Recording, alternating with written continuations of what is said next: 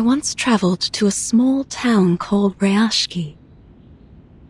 It was located high up within the Arctic Circle, and it was frigid cold all year long.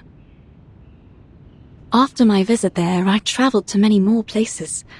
From Zealand to the Balkan Peninsula, my journey went on and on. But above all other places, I kept finding my thoughts returning to that little town, to its incandescent lights glowing in the long dark of the polar night, to the shared dream of the people there.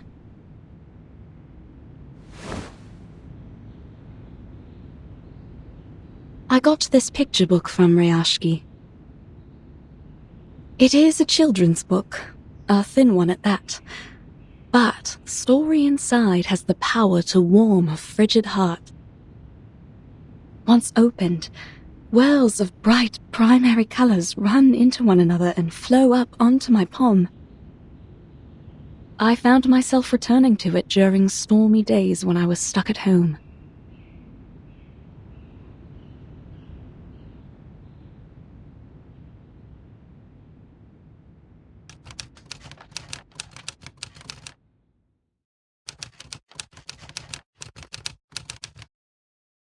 This is a story about honest and ordinary people.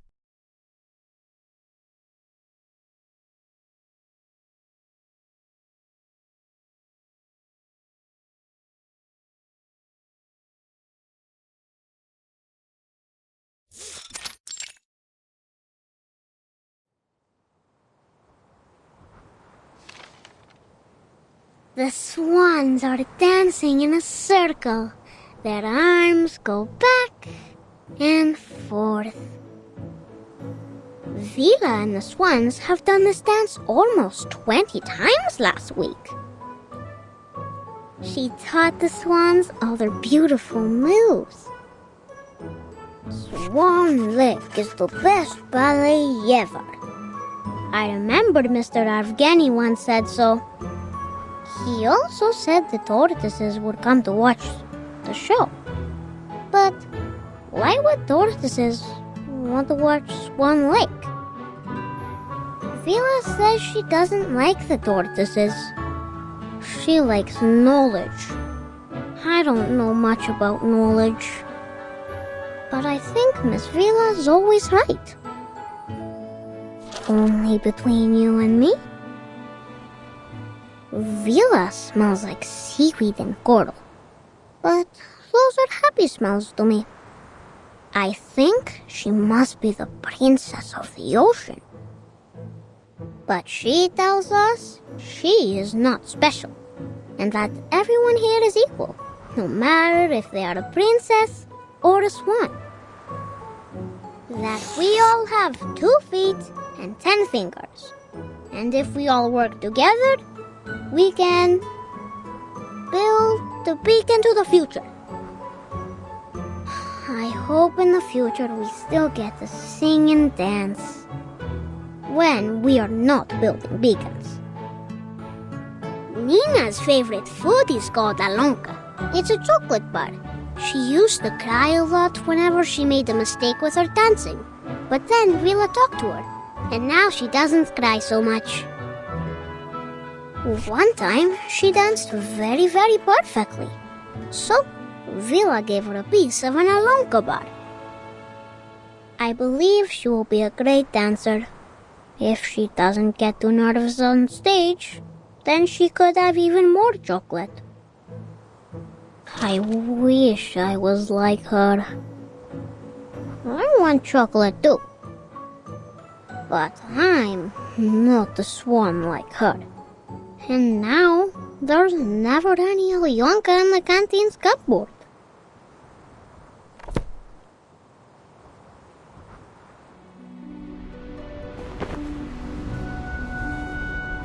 Now Nina is the swan princess.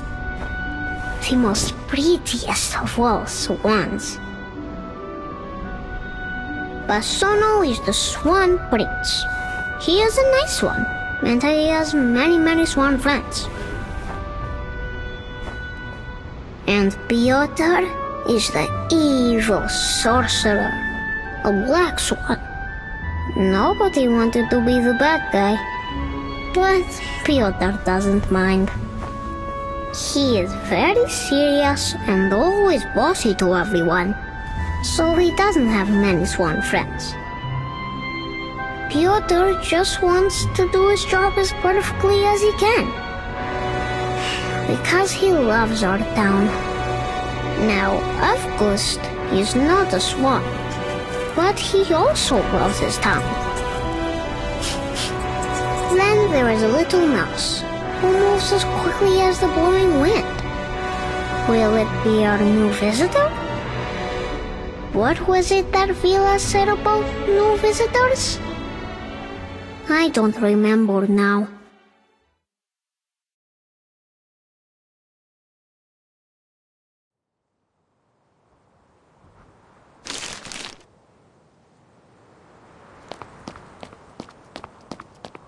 Vila!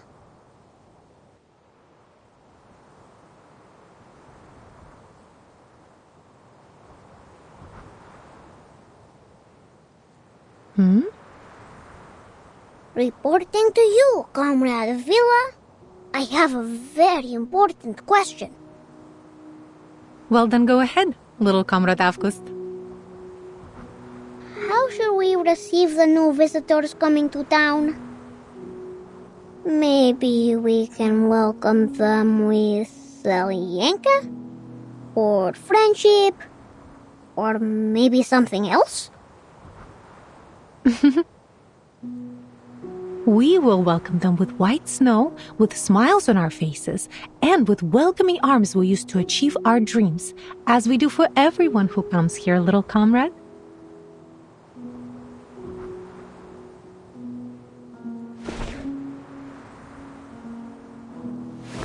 It's always good to ask questions. But don't forget your task today, all right?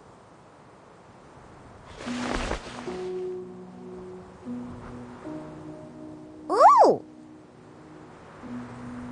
I won't.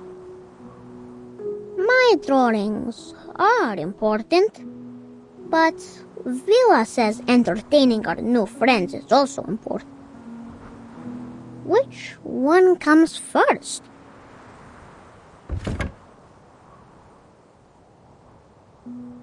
After the swans have flown away, Evgeny will go up to the stage. Evgeny is not an evil sorcerer, but he knows a secret magic that makes everyone's tongues hide in their mouths. He is not so much a bad person, I think. Evgeny's shadow is very long, but no one, not even my sunflower, can explain why. Evgeny walks heavily onto the stage. His appearance comes without any applause.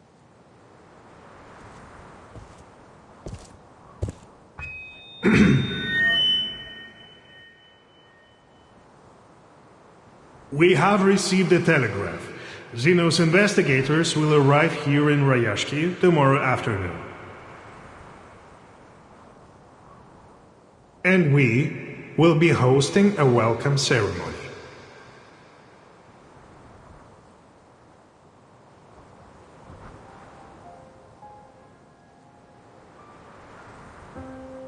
I understand your concerns. I know you don't want Zeno to interfere with your lives, nor do you want their troops stationed here. And I would remind you that they have honored their side of the deal for decades now.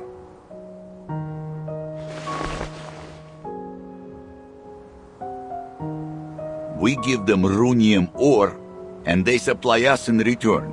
It should be as simple as that. Always it has been this way, since my grandfather's time. Times have changed, Comrade Knut. In the old days, Zeno used to pay us generously for mining this runium, because our ore was necessary for their arcane combat vehicles. But now, We have nearly exhausted all our mines. You know this better than I do.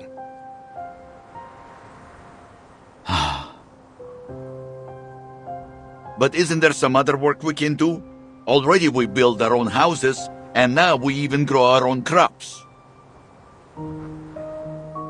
He's right. Why must we work with Zeno if we could feed ourselves? Comrades, calm yourselves. Evgeny is doing this for everybody's sake. Have you forgotten about those little monsters? Is there anyone left on our defense team that hasn't been injured fighting them?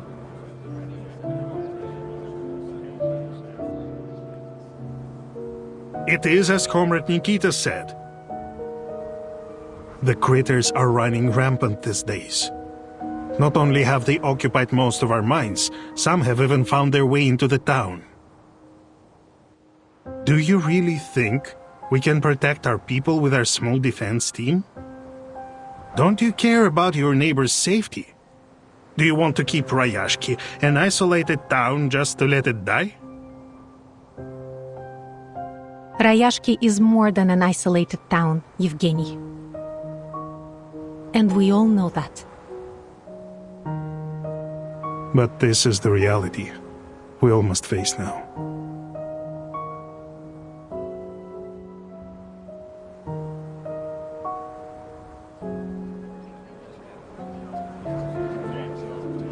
Comrade Evgeny, it was your idea to turn to these Xeno big guys for help, but you never even asked what we think, did you? So you can't blame us for disagreeing now. I'm doing this for your good.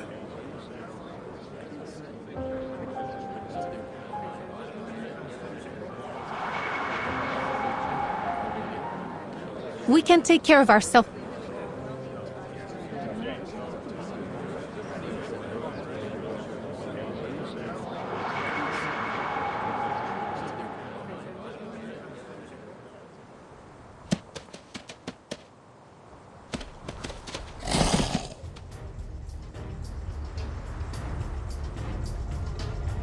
Everyone, watch out! Defense team! On it!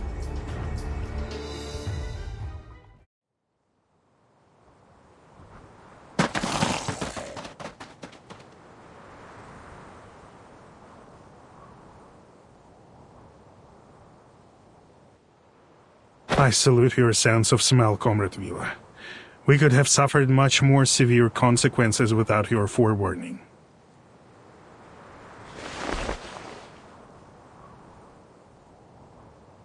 Think nothing of it. It's just a reflex reaction when there's danger nearby.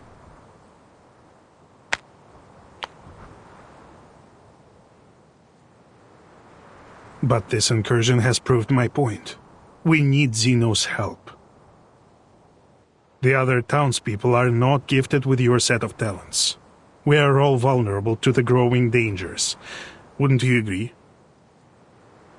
I only ask you to put yourself in their shoes.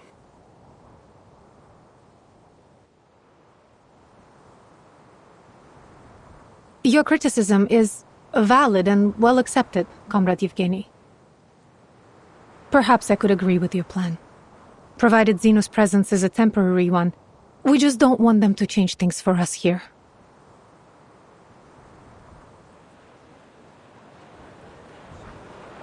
I'm glad that you have finally come to realize what is best for us. Zeno is known for their rigorous methods and rational decision-making, and they are committed to maintaining peace around the world. I'm sure they will make the right decision. They trusted us to supply their ore, and we have faithfully played our part in supporting them. Thanks to our help, Zeno has successfully tackled many international issues. It has always been them and us together, fighting for a better world. When he puts it that way, he is right. We should be proud of our cooperation.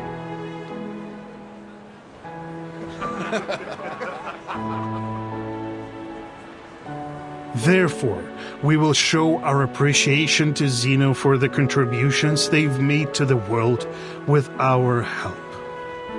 Now let's continue our rehearsals.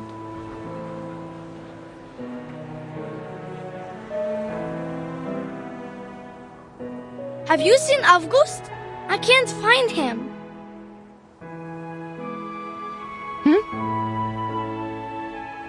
Strange. Where did he go? Looking for any Linka left in the cupboards, I'd bet. He's always breaking the rules, doing whatever he wants. We shouldn't talk badly about our classmate, Piotr. He's one of us.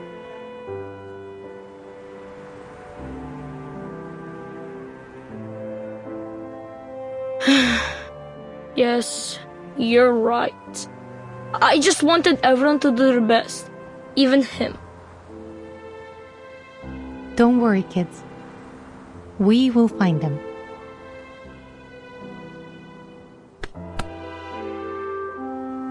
A child is missing, Comrade Evgeny.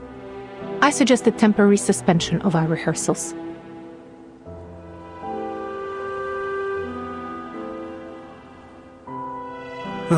It must be that strange kid again. He is always sneaking away like this.